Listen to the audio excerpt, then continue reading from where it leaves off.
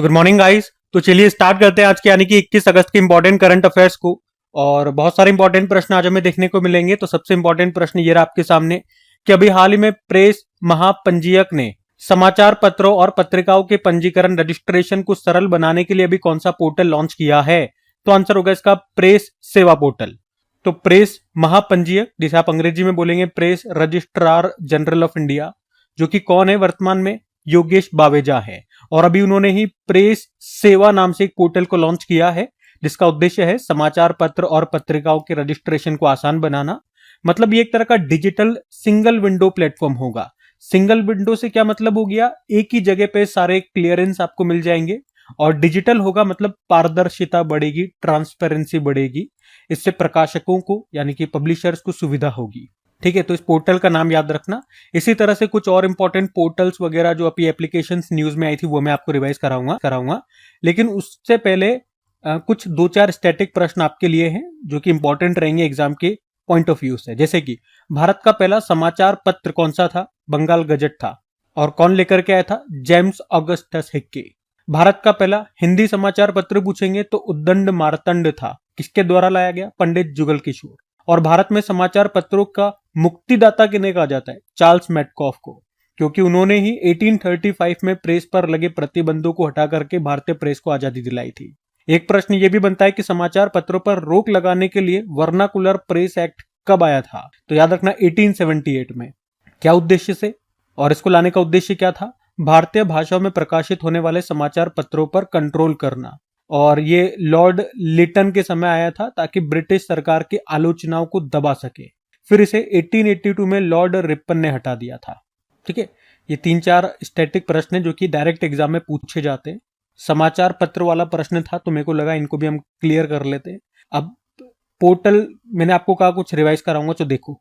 जैसे कि एक वेस्ट पिकर एनुमरेशन ऐप आई थी, इसको सामाजिक न्याय व अधिकारिता मंत्रालय ने लॉन्च किया था, जिसके मंत्री Virendra Kumar. Single use plastic challan mobile app को लॉन्च किया था हिमाचल प्रदेश ने। ड्रम एप्लीकेशन को आईआईटी खड़गपुर ने बनाया।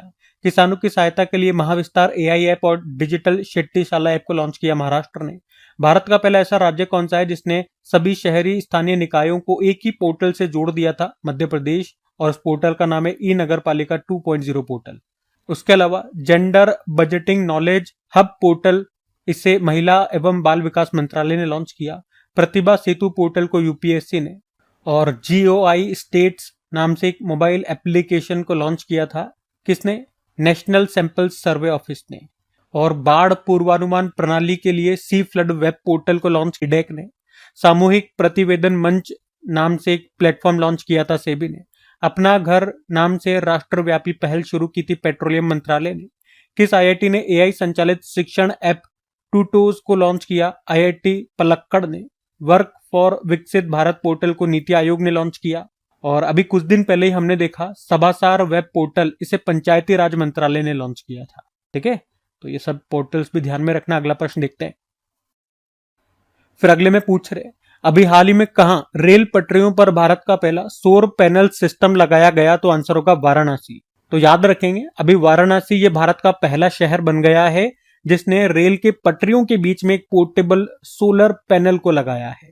मतलब अभी बनारस लोकोमोटिव वर्क्स वाराणसी ने रेल पटरियों के बीच में भारत का पहला 70 मीटर लंबा, मतलब जो ट्रैक की लंबाई है वो कितनी है? 70 मीटर लंबाई ट्रैक पर इन्होंने ये रिमूवेबल सोलर पैनल सिस्टम लगाया। रिमूवेबल मतलब जब भी जैसे ट्रैक की मरम्मत करनी होगी, कोई काम करना होगा, तो इन सोलर पैनल्स को हटा भी सकते हैं।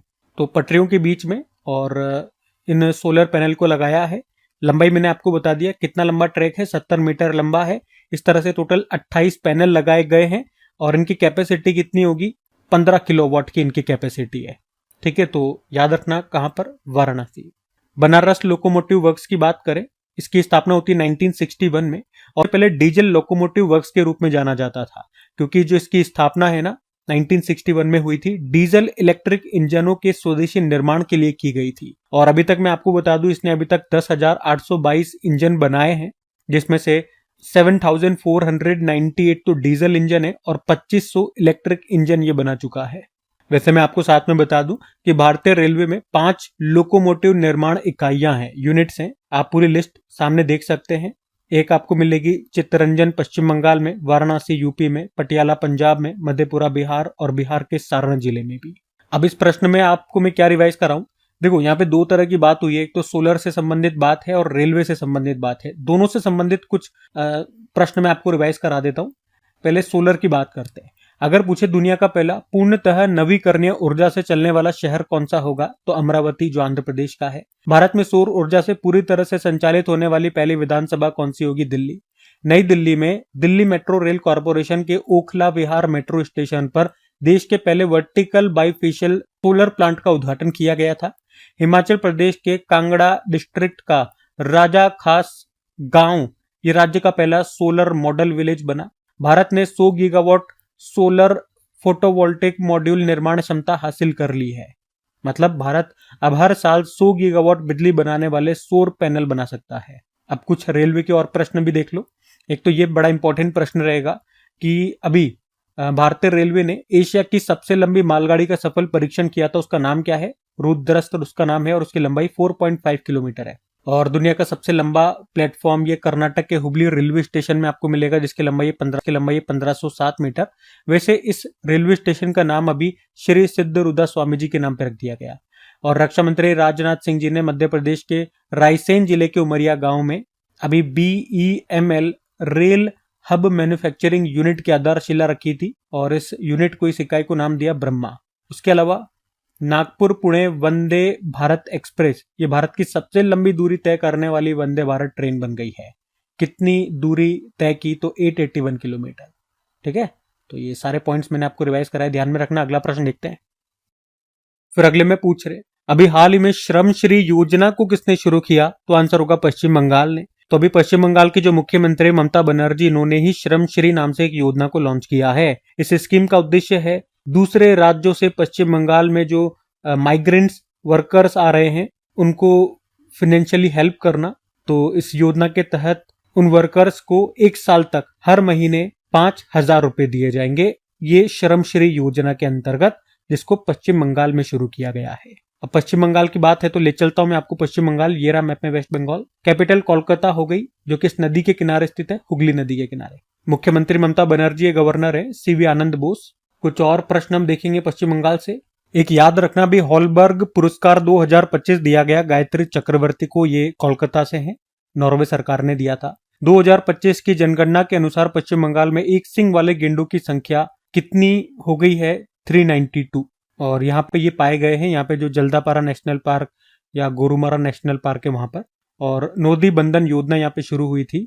उसके अलावा डॉक्टर BC रॉय ट्रॉफी 2025-26, जिसे junior boys national football championship भी कहते हैं, इसका आयोजन पंजाब में हुआ था।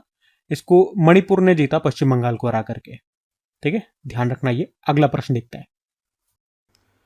फिर अगले में पूछ रहे अभी हाल ही में उत्तर प्रदेश का पहला ग्रीन हाइड्रोजन प्लांट ये कहां पर स्थापित किया गया, तो आंसर होगा गोरखपुर में। तो अभी उत्तर प्रदेश के जो मुख्यमंत्री हैं योगी आदित्यनाथ, उन्होंने उत्तर प्रदेश के पहले ग्रीन हाइड्रोजन प्लांट का भी उद्घाटन किया है। ये प्लांट गोरखपुर जिले के खानिमपुर गांव में स्थित है, और इस प्लांट को टोरेंट गैस और टोरेंट पावर के द्वारा स्थापित किया गया है, यह आपको ध्यान रखना है।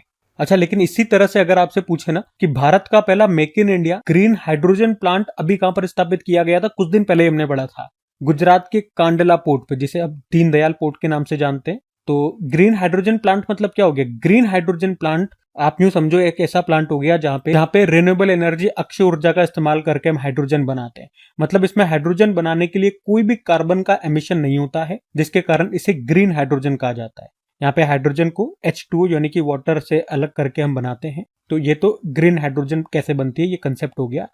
अब यहाँ पे हाइड्रोजन से ही संबंधित कुछ और करंट अफेयर्स के प्रश्न मैं आपको रिवाइज करा रहा हूँ, देखिएगा। सारे इंपॉर्टेंट और अच्छे प्रश्न मैंने सेलेक्ट करे हैं। जैसे कि सबसे पहले तो यही प्रश्न बन जाएगा कि भारत में नेशनल हाइड्रोजन मिशन कब शुरू हुआ था? 4 जनवरी 2023 को। उसके अलावा स्टील मंत्रालय ने देश के पहले ग्रीन हाइड्रोजन प्लांट का उद्घाटन कहां पर किया था? जिंदल स्टेनलेस लिमिटेड जो हिसार में है। देश का पहला multipurpose green hydrogen pilot project कहां पर शुरू हुआ? हिमाचल प्रदेश के झाकरी में। 2024 में मोदी जी ने ग्रीन हाइड्रोजन पर दूसरे अंतरराष्ट्रीय सम्मेलन का उद्घाटन किया था नई दिल्ली में, भारत मंडपम में। और मोदी जी ने देश की पहली ग्रीन हाइड्रोजन हब की आधारशिला रखी थी आंध्र प्रदेश के विशाखापत्तनम में। भारत ने दुनिया के सबसे पावरफुल हाइड्रोजन ट्रेन इंजन को बनाया है, जिसकी पावर है 1200 हॉर्स पावर। टाटा स्टील ये हाइड्रोजन ट्रांसपोर्ट पाइप विकसित करने वाली भारत की पहली कंपनी बन गई है। उत्तर भारत का पहला ग्रीन हाइड्रोजन प्लांट ये बनेगा हिमाचल के दबोटा में। दुनिया का सबसे बड़ा सफेद हाइड्रोजन भंडार कहां पर खोजा गया? ये फ्रांस में। और world hydrogen summit 2025 Rotterdam Netherlands में हुआ। और भारत का पहला कमर्शियल हाइड्रोजन बस ये कहां पर लॉन्च हुई थी? लेह लद्दाख में, एनटीपीसी ने बनाया। ग्रीन हाइड्रोजन समिट 2025 ये आंध्र प्रदेश में हुआ। और भारत ने अपनी पहली हाइड्रोजन से चलने वाली ट्रेन कोच का सफल परीक्षण अभी किया था चेन्नई में। भारत का पहला make in India 1 megawatt green hydrogen plant ये कहां पर शुरू हुआ? गुजरात के कांडला में जो दीनदयाल पोर्ट है, वो मैंने अभी आपको बताया भी था, ये उसी की बात हो रही है। ठीक है, तो हाइड्रोजन से बनने वाले जो भी इंपॉर्टेंट प्रश्न थे मैंने आपको रिवाइज कराया यहाँ पे। ध्यान रखना, अगले प्रश्न की ओर बढ़ते हैं। फिर अगले में पूछ रहे, अभी हाल ही में भारत में अक्षय ऊर्जा दिवस यानी कि रिन्यूएबल एनर्जी डे ये कब मनाया गया? तो आंसर हो जाएगा 20 अगस्त। देखो, भारत में हर साल 20 अगस्त को रिन्यूएबल एनर्जी डे यानी कि अक्षय ऊर्जा दिवस के रूप में मनाते हैं। एक तो ये याद रख। और मनाने का उद्देश्य क्या है? भारत में रिन्यूएबल एनर्जी को लेकर के अवेयरनेस फैलाना। इस दिन की शुरुआत 2004 में ministry of new and renewable energy के द्वारा की गई थी। और ये दिन पूर्व प्रधानमंत्री राजीव गांधी जी की जयंती के दिन मनाया जाता है। इसे इस कारण से राजीव गांधी अक्षय ऊर्जा दिवस भी कहा जाता है। पहली बार मैंने आपको कहा 2004 में मनाया गया था। अच्छा, राजीव गांधी जी की बात हो गई, तो राजीव गांधी जी की जयंती को कौन सा दिवस मनाया जाता है? आप सबको पता है, सद्भावना दिवस के रूप में मनाते हैं। तो सद्भावना दिवस भी कब हो गया? 20 अगस्त को। और 20 अगस्त को एक और दिवस होता है, वर्ल्ड मॉस्किटो डे। तो ये 20 अगस्त को 3 दिवस हो गए, रिन्यूएबल एनर्जी डे, सद्भावना दिवस और वर्ल्ड मॉस्किटो डे। ये तीनों याद रखने हैं। बाकी जब भी डे वाला प्रश्न आता है हर बार मैं आपको डेज रिवाइज कराता हूं। आज डेज रिवाइज नहीं करवा रहा हूं, आज इन 3 को याद रखना। ठीक है, अभी अगले प्रश्न की ओर बढ़ते हैं। फिर अगले में पूछ रहे कि अभी हाल ही में संसद में संसदीय कार्यवाही के लिए कितनी और भाषाओं को जोड़ा गया है? तो आंसर होगा 3। तो पार्लियामेंट्री प्रोसीडिंग की अनुवाद यानी कि इंटरप्रिटेशन के लिए 3 और लैंग्वेजेस को भी जोड़ा गया है। पहले संसद में 18 भाषाओं में अनुवाद किया जाता था, पर अब इसमें 3 और भाषाओं को जोड़ दिया गया है। और ये सभी भाषाएं 8वीं अनुसूची में दी गई है। 8वीं अनुसूची में जो 22 भाषाएं हैं वही है। अच्छा, अभी 3 जो जोड़ी गई भाषाएं हैं वो कौन कौन सी है? कश्मीरी, कोंकणी और संथाली। तो अब इससे फायदा क्या होगा? यदि कोई व्यक्ति पार्लियामेंट में भाषण देता है तो ऐसे मेंबर्स जिन्हें हिंदी या अंग्रेजी नहीं आती तो वे अपनी मदर लैंग्वेज में इन भाषणों को सुन सकते हैं। और मैं आपको बता दूं कि संविधान के अनुच्छेद 120 के तहत पार्लियामेंट में काम के लिए केवल हिंदी और अंग्रेजी भाषा का इस्तेमाल किया जा सकता है। ठीक है, तो अभी 3 को जोड़ा गया। कौन सी भाषा मैंने आपको बता दिया, ध्यान में रखना। अगला प्रश्न देखते हैं। फिर अगले में पूछ रहे हैं कि अभी हाल ही में अंतरराष्ट्रीय कॉर्सिया सर्टिफिकेशन पाने वाली पहली भारतीय कंपनी कौन सी बन गई है? तो आंसर होगा IOCL, Indian oil corporation limited. तो अभी इंडियन ऑयल कॉर्पोरेशन लिमिटेड की जो पानीपत रिफाइनरी है उसको ISCC कोर्सिया सर्टिफिकेशन दिया गया है। तो इसके बाद ये रिफाइनरी भारत में रसोई और रेस्टोरेंट में इस्तेमाल होने वाली तेल से सस्टेनेबल एविएशन फ्यूल बना सकती है। और ये भारत में पहली कंपनी बन गई है जिसे ये सर्टिफिकेट दिया गया है। तो प्रश्न इंपॉर्टेंट हो जाता है थोड़ा सा। तो सबसे पहले तो मैं आपको बताऊं कि यूनाइटेड नेशन की एक एजेंसी है, इंटरनेशनल सिविल एविएशन ऑर्गेनाइजेशन। अभी इसी ने जलवायु परिवर्तन से लड़ने के लिए कोर्सिया का फुल फॉर्म हो गया carbon offsetting and reduction scheme for international aviation. तो इस नाम से एक प्रोग्राम बनाया है। और इस कोर्सिया प्रोग्राम के तहत कार्बन उत्सर्जन को कम करने के लिए हर देश को सस्टेनेबल एविएशन फ्यूल इस्तेमाल करना चाहिए, ये इस प्रोग्राम के तहत कहा गया है। बाकी ISCC का यहाँ पे क्या मतलब हो गया? फुल फॉर्म होती है international sustainability and carbon certification. ये एक सर्टिफिकेशन सिस्टम है जिसे इंटरनेशनल सिविल एविएशन ऑर्गेनाइजेशन ने कोर्सिया प्रोग्राम के तहत सर्टिफिकेशन देने के लिए मान्यता दी है। पर ISCC ये खुद मान्यता नहीं देता, इसने कुछ संस्थाओं को मान्यता दी है जो कोर्सिया प्रोग्राम के तहत सर्टिफिकेशन देती है। और बाकी जिसके लिए ये बात हो रही है सस्टेनेबल एविएशन फ्यूल की, तो ये विमान के लिए एक ऑप्शनल फ्यूल है जिसे खाना पकाने के तेल, वनस्पति तेल या एग्रीकल्चरल और इंडस्ट्रियल वेस्ट या बायोमास आदि से बनाया जाता है। तो जिसे अब हमारी भारत की कंपनी IOCL बनाएगी, जिसके लिए इसको ये सर्टिफिकेट मिला है। और इसे नॉर्मल जो एरोप्लेन का फ्यूल आता है उसी के साथ मिला करके इसे यूज किया जाता है। इसे बायोजेट फ्यूल के नाम से भी जाना जाता है, ये नाम तो आपने कई बार सुना होगा। और जो नॉर्मल एरोप्लेन का जो फ्यूल होता है वो तो आपको पता है, ये पेट्रोलियम यानी कि फॉसिल फ्यूल से तैयार होता है। बाकी दो कंपनियों के स्टैटिक और ध्यान में रख लो, जैसे कि एक हमने बात की इंटरनेशनल सिविल एविएशन ऑर्गेनाइजेशन की, इसकी स्थापना होती है 4 अप्रैल 1947 1947 और हेडक्वार्टर मॉन्ट्रियल कनाडा में है। जबकि इंडियन ऑयल कॉर्पोरेशन लिमिटेड की स्थापना होती है 1959 में, नई दिल्ली में मुख्यालय है और चेयरमैन है अरविंद सिंह साहनी। ठीक है, तो ध्यान रखना ये इस प्रश्न से संबंधित। तो मैंने आपको हर जो टर्म यूज हुई है वो आपको थोड़ा थोड़ा करके समझा दिया है। बाकी जो मेन उसका उद्देश्य है, मेन क्यों मिला से सर्टिफिकेट, क्या काम करता है, वो सब मैंने आपको समझा दिया है। ठीक है, तो प्रश्न आप सिंपल सा याद रखना, उत्तर याद रखना। हम अगले प्रश्न की ओर बढ़ते हैं। फिर अगले में पूछ रहे हैं, अभी हाल ही में असम राइफल्स ने एडवांस ड्रोन ट्रेनिंग के लिए किसके साथ समझौता किया? तो आंसर होगा ट्रिपल आईटी मणिपुर। तो अभी असम राइफल्स ने ट्रिपल आईटी मणिपुर के साथ एक एडवांस ड्रोन ट्रेनिंग के लिए एक एग्रीमेंट साइन किया, समझौता किया, और इसी के साथ दोनों ने मिलकर एडवांस ड्रोन ट्रेनिंग और रिफ्रेशर कोर्स को भी लॉन्च किया है। ये कोर्स ड्रोन के ऑपरेशन और मेंटेनेंस के लिए बनाया गया है। इसके तहत दोनों मिलकर के सिक्योरिटी फोर्सेस को एडवांस ड्रोन ट्रेनिंग देंगे। इसमें ये ऑफिसर्स को ड्रोन को चलाना और मेंटेन करना सिखाएंगे और दोनों साथ में मिलकर ड्रोन से रिलेटेड टेक्नोलॉजी भी विकसित करेंगे। ट्रिपल आईटी मणिपुर यानी कि Indian institute of information technology Manipur. और असम राइफल्स की बात करें तो स्थापना होती है 1835 में, हेडक्वार्टर शिलोंग मेघालय में है। ये भारत के म्यांमार और चीन के साथ जो हम बॉर्डर शेयर करते हैं वहां पे हमारी रक्षा करते हैं। डायरेक्टर जनरल है विकास लखेरा। ठीक है, तो ध्यान रखना ये। अगला प्रश्न लिखते हैं। फिर अगले में पूछ रहे कि अभी हाल ही में अंतरराष्ट्रीय सम्मेलन जिसका नाम है मिल मेडिकॉन 2025, इसका आयोजन किसके द्वारा किया जाएगा? तो आंसर होगा इंडियन आर्मी। मिल मेडिकॉन 2025 एक्चुअली में एक तरह से फुल फॉर्म है ये। मिल मतलब मिलिट्री, मेडी मतलब मेडिकल से संबंधित है, और कॉन मतलब कॉन्फ्रेंस हो गया। तो इसका भी जो आयोजन है ये मानिकशॉ सेंटर नई दिल्ली में किया जाएगा अभी 28 और 29 अगस्त को। उद्देश्य क्या है इसका आयोजन करने का? मिलिट्री नर्सिंग सर्विसेज के 100 साल पूरे होने के उपलक्ष्य में इसका आयोजन किया जा रहा है। और इसी के साथ इस सम्मेलन में मिलिट्री में रहने के कारण होने वाले फिजिकल और मेंटल ट्रॉमा पर चर्चा की जाएगी। मिलिट्री नर्सिंग सर्विसेज जिसको पूरे 100 साल होने वाले हैं, तो इसकी स्थापना होती है 1 अक्टूबर 1926 में, और ये इंडियन आर्मी की आर्म्ड फोर्सेस मेडिकल सर्विसेज का हिस्सा है। और इसके तहत वुमेन्स को नर्सिंग और मेडिसिन के लिए कमीशन किया जाता है। काम क्या होता है? मिलिट्री की हेल्थ का ध्यान रखना और उनका इलाज करना। वैसे आप जानते हो हमारे आर्मी चीफ कौन है? उपेंद्र द्विवेदी है, और आर्मी डे 15 जनवरी को होता है। इसी तरह से कुछ और सम्मेलनों के बारे में आपको रिवाइज कराता हूँ, कुछ समिट्स। एक याद रखना, अभी 150वां इंटर पार्लियामेंट्री यूनियन समिट हुआ था अभी उज्बेकिस्तान में। ये प्रश्न एग्जाम में आ भी चुका है अभी। नाटो समिट 2025 हैग नीदरलैंड में।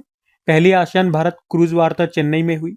शहरी स्थानीय निकायों का प्रथम राष्ट्र सम्मेलन मानेसर गुरुग्राम में हुआ, जिसमें आपको याद होगा सर्वश्रेष्ठ प्रदर्शन करने वाला नगर निगम चुना गया था लखनऊ, पुणे और इंदौर को। और एशियाई राज्यों की 23वीं रासायनिक हथियार निषेध संगठनों की क्षेत्रीय बैठक अभी नई दिल्ली में हुई। पूर्वी क्षेत्रीय परिषद की 27वीं बैठक रांची झारखंड में। दूसरा बिम्स्टेक बंदरगाह सम्मेलन विशाखापत्तनम में हुआ। सुशासन प्रथाओं पर राष्ट्रीय सम्मेलन भुवनेश्वर में। समुद्री वित्त शिखर सम्मेलन 2025 नई दिल्ली में। तीसरा United Nation conference on landlocked developing countries Turkmenistan में हुआ। तो यहां से 10 इंपॉर्टेंट समिट्स हमने और रिवाइज कर लिए, ध्यान में रखना। अगला प्रश्न देखते हैं। फिर अगले में पूछ रहे हाल ही में विश्व युवा तीरंदाजी चैंपियनशिप 2025 का आयोजन ये कहां पे किया जा रहा है? तो आंसर होगा कनाडा में। हम यहाँ पे बात कर रहे हैं वर्ल्ड यूथ आर्चरी चैंपियनशिप 2025 की, जिसका आयोजन 20 से लेके 24 अगस्त 2025 तक होगा। कहां पर? विनिपेग कनाडा में। ये इस बार इसका 19वां संस्करण होगा, हर 2 साल में होता है ये। और भारत ने इसमें 24 मेंबर की टीम भेजी है जो इसमें पार्टिसिपेट करेगी। इसका जो आखिरी एडिशन 2023 में हुआ था वो आयरलैंड में हुआ था। उसमें टॉप पे साउथ कोरिया था, भारत दूसरे स्थान पे रहा था। भारत ने उसमें 6 गोल्ड, 1 सिल्वर, 4 ब्रॉन्ज जीते थे। आयोजन करता है वर्ल्ड आर्चरी एसोसिएशन। तो इसकी स्थापना होती है 1931 में, हेडक्वार्टर लुज़ेन स्विट्जरलैंड, और प्रेसिडेंट है उगुर एर्डनर, ये तुर्की से है। बाकी तीरंदाजी से एक पॉइंट और ध्यान रख लो कि देश की पहली तीरंदाजी लीग का आयोजन अभी इसी साल अक्टूबर में होगा। कहां पे होगा? दिल्ली में होगा। बाकी ये थी आज की हमारी करंट अफेयर्स की क्लास। तो कमेंट करके जरूर बताना कि सेशन आपको कैसा लगा। अच्छा लगा तो इसे लाइक जरूर करना, अपने दोस्तों के साथ में स्टडी ग्रुप में एक बार शेयर जरूर कर देना। वीडियो को लाइक नहीं करा होगा, लाइक जरूर कर देना। बाकी डेली इनकी प्रैक्टिस के लिए मैं क्विज बनाता हूँ। क्विज तैयार होती है, क्विज आपको मिलेगी आपके क्रेक एग्जाम एप्लीकेशन पे, तो क्विज आप जरूर लगाएं ताकि इनकी प्रैक्टिस होती रहे, रिवीजन होता रहे। ये बहुत जरूरी है, वरना एग्जाम पे सब चीजें मिक्स हो जाएंगी, कुछ समझ में नहीं आएगा, सब देखे देखे सभी ऑप्शन सही लगेंगे। तो प्रैक्टिस बहुत जरूरी है मेरे भाई। तो एप्लीकेशन का लिंक डिस्क्रिप्शन बॉक्स में भी है या डायरेक्ट गूगल प्ले स्टोर से भी आप इंस्टॉल कर सकते हैं। और पीडीएफ आपको कहाँ मिल जाती है, टेलीग्राम चैनल पे मिल जाती है, जिसका लिंक भी डिस्क्रिप्शन बॉक्स में है। बाकी अभी चलो हम कल के करंट अफेयर्स का क्विक रिवीजन कर लेते हैं और सेशन एंड करते हैं। फिर अगले में पूछ रहे कि अभी हाल ही में पूर्व ट्विटर सीईओ पराग अग्रवाल ने मशीनों के लिए वेब बनाने हेतु एआई स्टार्टअप लॉन्च किया है, उसका नाम क्या है? पैरेलल। फिर पूछा किस देश ने 2036 तक वेनेरा डे शुक्र मिशन लॉन्च करने की घोषणा की? रशिया। और दुनिया के पहले विश्व ह्यूमनॉइड रोबोट गेम्स का आयोजन ये कहां पर हुआ? Beijing China. वैश्विक प्लास्टिक संधि वार्ता INC 5.2 ये कहां पर हुई? Geneva Switzerland. ब्रिटेन की सबसे युवा सॉलिसिटर बन गई है कृषांगी मेश्राम। और किस अंतरराष्ट्रीय हवाई अड्डे ने दुनिया का पहला AI संचालित इमिग्रेशन कॉरिडोर लॉन्च किया? दुबई। और भारत ने डीप सी मिशन के अंतर्गत अटलांटिक महासागर में 5002 मीटर की मानव युक्त डाइव लगा करके रिकॉर्ड बनाया। डीप सी मिशन कब लॉन्च हुआ था? 2021 में। मिस यूनिवर्स इंडिया 2025 का खिताब किसने जीता? मणिका विश्वकर्मा ने। विश्व फोटोग्राफी दिवस मनाया गया 19 अगस्त को। और आखिरी प्रश्न था किसने सिनसिनाटी ओपन टेनिस टूर्नामेंट में वुमेन सिंगल का टाइटल जीता? इगा स्विटेक ने। बाकी चलो कल का भी होमवर्क प्रश्न देखते हैं और सेशन एंड करते हैं। तो कल आपसे पूछा था कि भारत ने लिम्फेटिक फाइलेरियासिस को कब तक खत्म करने का लक्ष्य रखा है? तो सही उत्तर होगा 2027। आप सभी ने प्रश्न का बिल्कुल सही उत्तर दिया। अब ये आज का आपका होमवर्क प्रश्न।